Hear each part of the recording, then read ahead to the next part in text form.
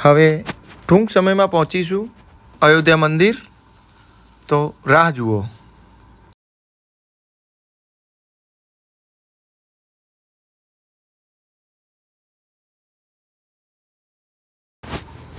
જુઓ મિત્રો, અયોધ્યા મંદિરનો નજારો.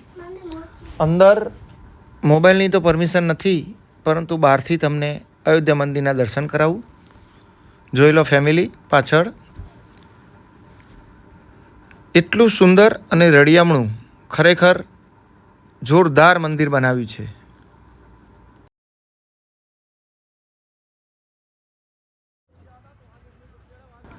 જુઓ, શ્રી રામ જન્મભૂમિ તીર્થ ક્ષેત્ર.